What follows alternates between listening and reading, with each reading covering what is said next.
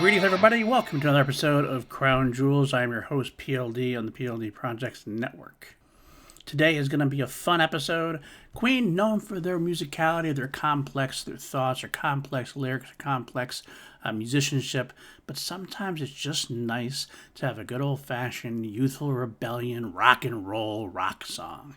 And that's what they gave us in this one. It's called Tenement Funster. I can't wait for you to listen to it. But before we do that, let's get into a little bit of notes and quotes and let you know about the versions we're going to be listening today. Obviously, we have the studio version that appeared on Sheer Heart Attack.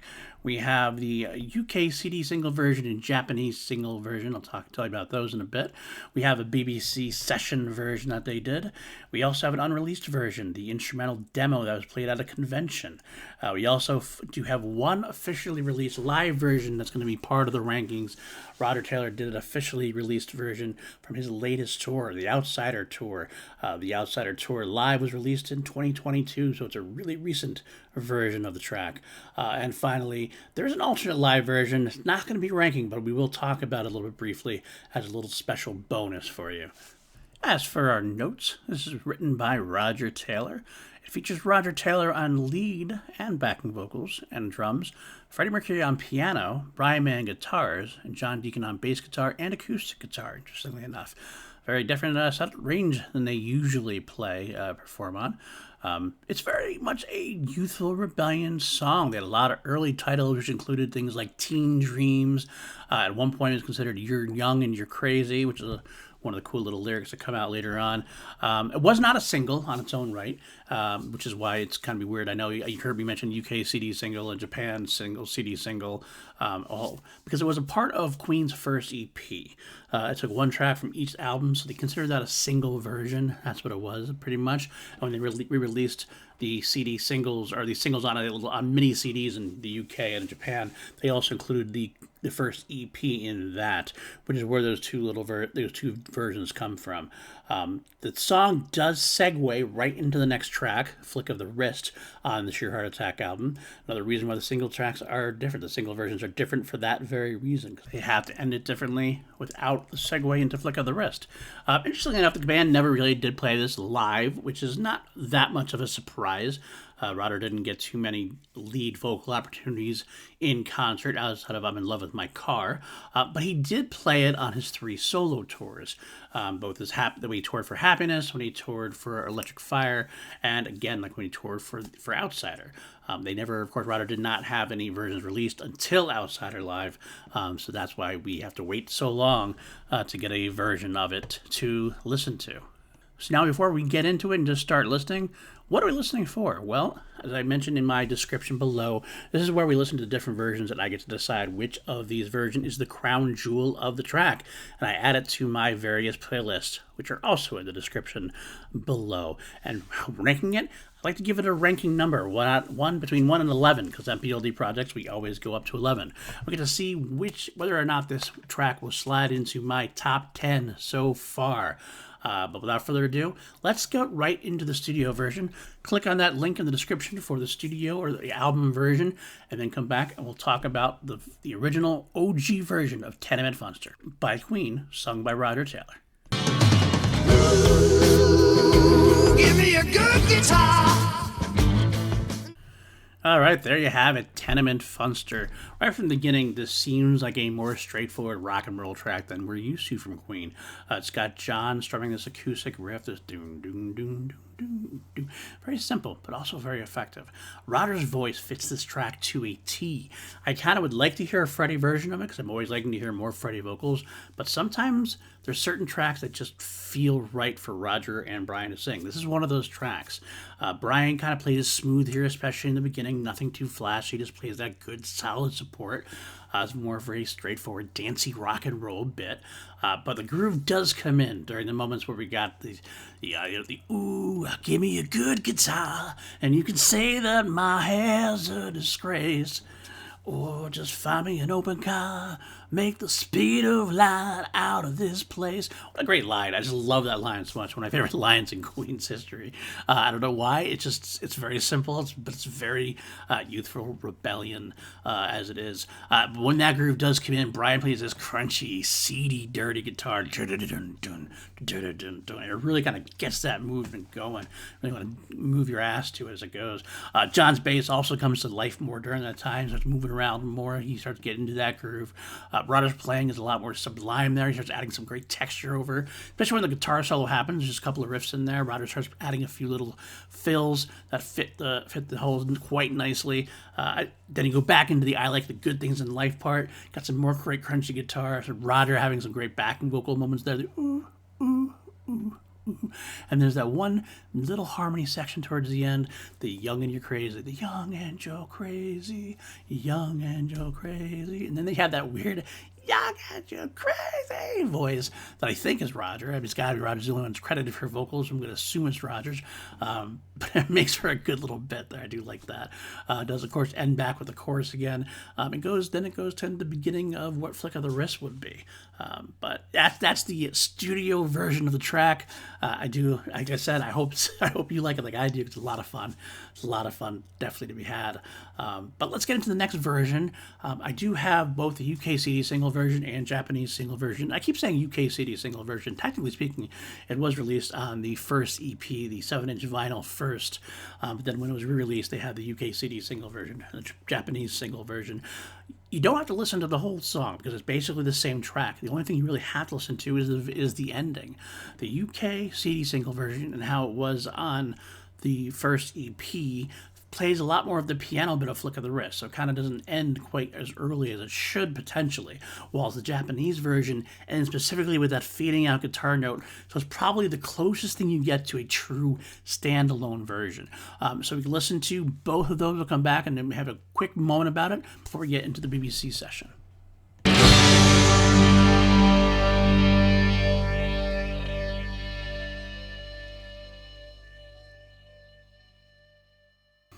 Well, there you have it. Just like I said, both have these slightly different endings, but that's the only real reason to listen to them. I will rank them. It all will depend, though. If I decide to go with the album version of this and then the album version of Flick of the Wrist, I can just play them both together. I'll probably use the album versions. I retain the right, so that if I decide to use a live version of Tenement Funster or a different version of Flick of the Wrist, I might go back just to use the standalone versions. The playlists don't sound awkward, but that's neither here nor there. They'll be part of the ranking, but it's really kind of a semi-outlier of the ranking, if that makes sense. We'll see how it goes. But let's go now to the BBC version from October 16, 1974 and made available for a studio. That's also, like I said, it's in the description. Click on that link, listen to that, and then we'll come back and talk about that version. And my rock and roll 45. And there you have it, the BBC session version. It's not very different. It doesn't sound very different because it's not very different. The band tended to use the album tracks as a starting point. Sometimes they'd actually use parts of the album tracks specifically. This one does have a new vocal from Roger, so that's what does make it worth listening to. It ends like the Japanese CD single version. It does end like that, just better fade out, so it is quite more of a standalone version than in the other album version or the EP version. The vocal here is a little different, but it's not a whole lot different. He doesn't try much different. It just sounds like there's a little more of effect on his voice. The voice sounds a little bit rougher than the album version, if I'm honest. It's not a bad thing, and actually it kind of works in some areas. But overall, it's I think it's a downgrade vocally from the album version, but still worth having to have a different version to listen to. All right, next up on the docket, we do have the instrumental demo that was unreleased.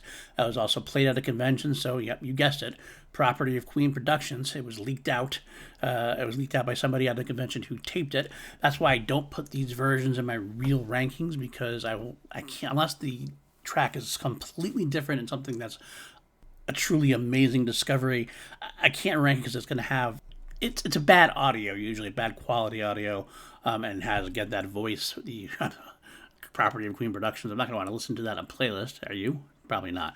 But it is interesting, at least enough to listen through once, and I'll give you a brief rundown after that. Then we'll get into the next version. So again, it's in that description. Click on the convention demo, the instrumental demo, and we'll come back and listen to that and talk about that.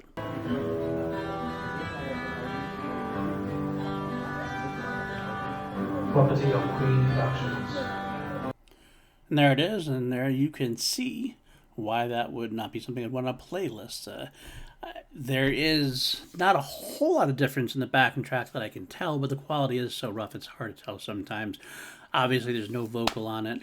There's no Brian guitar, like lead guitar on it. It's basically John's acoustic guitar, Roger's drums, John's bass. I mean, there is some Brian electric guitar, just the basic stuff in there. There's none of the flourishes, which does make it interesting to hear some of the bass work more clearly. I say that with quotes almost more clearly because it is kind of, like I said, it's a rough audio version of it.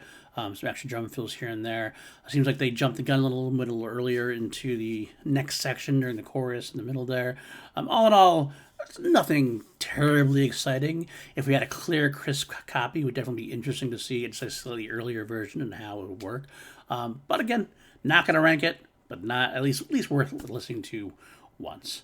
But we're going to move on now to the final version we're going to listen to today. This is Roger Taylor live from London in 2021, released just earlier this year from the Outsider Tour Live.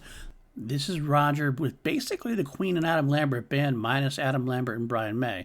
It's still got Neil Fairclough on bass. It's still got Tyler Warren doing some percussion. Has another guitarist named Christian Mendoza, but still also has Spike Edney on it as the musical director. So basically it's Queen plus Adam Lambert minus Brian May plus Christian Mendoza.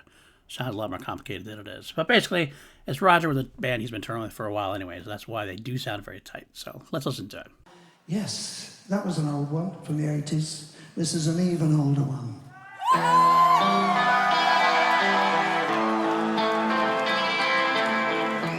And there's that live version. I have to admit a faux pas. I forgot to mention one more band member from the live version there. Multi-instrumentalist Tina Keys also joined Roger on that tour. That's a great version. I mean, Roger's, so he might be getting up there in age, a little bit advanced in age, but he can still rock out with the youngsters. The band is on fire. The band is really grooving. They feel like they've been together forever. And like I said, since it's mostly the Queen and Adam Lambert band, they pretty much have been together for quite a while now. Roger gives it his all. Tyler Warren delivers the backing vocals along with Neil Fairclough. They ape enough of the Brian May and John Deacon tunes, so it doesn't feel like they're missing too much. I mean, they're not going to be playing like Brian or John, obviously, but they do a very good job otherwise. And it has that energy from the crowd that really feels like it boosts up a song like this. Some songs are just better live because they have that energy to play with. Some songs need that, I feel like. This song didn't need it, but man, it worked it worked in its favor though, didn't it? There we go. Now, moving on, I do have one more track there, a YouTube link in the description there. We're not going to talk about it too much, listen to it, anything like that. I just kind of put it as a bonus. It is a live version from 2010 when Brian May and Roger Taylor guested with Taylor Hawkins and the Coattail Riders. Taylor Hawkins, of course, the late great drummer from the Foo Fighters. We were great friends of Brian and Roger, basically family members, and you consider how much that Taylor Hawkins was Roger's son's godfather, Rufus Tiger Taylor, who did a great bang-up job at the Taylor Hawkins tribute concert just a few months ago now.